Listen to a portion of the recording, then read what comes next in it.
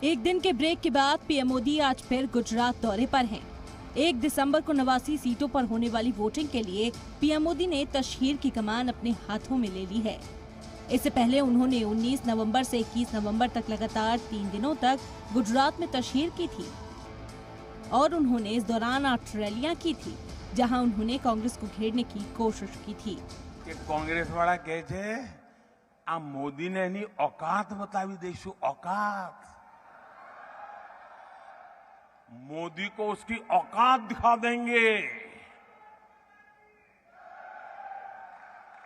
તમે તો બધા રાજ પરિવારો છો, હું તો એક સામાન્ય પરિવારનું સંતાન છું। મારી કોઈ औकात નથી બાપા, તમે મારી औकात દેખાડવાની। आज यूपी के वजीर आला योगी आदित्यनाथ भी गुजरात दौरे पर हैं। इससे पहले मंगल को वजीर दाखिला अमित शाह ने आणंद, साबरमती, बनासकांठा में अवामी जलसे से खिताब किया था। इस दौरान उन्होंने मुख्तलिफ जमातों पर जमकर हमला बोला और मजहबी मुद्दों के सहारे उन्हें घेरने की कोशिश की। राहुल बाबा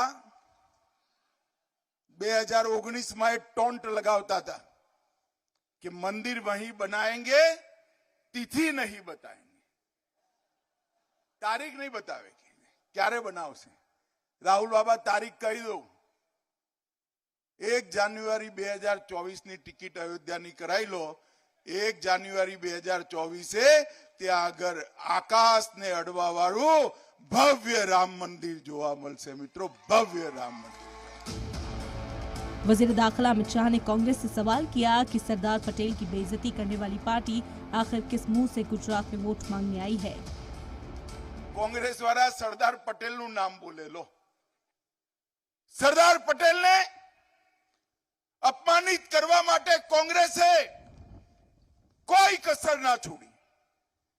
सरदार पटेल ना अग्नि संस्कार पण सन्मान साथे न थाय, त्याथी लई सरदार साहेब नु स्मारक ना बने, सरदार साहेब ने भारत रत्न ना अपाय। नरेंद्र भाईए सरदार साहेब ना सन्मान नी अंदर दुनियानी सौथी मोटू पुतरू स्टेच्यू ऑफ यूनिटी बनाई सरदार साहेब ने श्रद्धांजलि आपવાનું काम આપણા નરેન્દ્રભાઈએ કર્યું છે। इस मौके पर अमित शाह ने राहुल गांधी की भारत जोड़ो यात्रा पर भी तंज किया। उन्होंने कहा कि सरदार सरोवर बांध पर रुकावटें पैदा की। मेधा पाटेकर को राहुल गांधी अपनी भारत जोड़ो यात्रा में साथ लेकर घूम रहे हैं और आम आदमी पार्टी ने भी 2014 में मेधा पाटेकर को लोकसभा का टिकट देकर चुनाव लड़ाया था।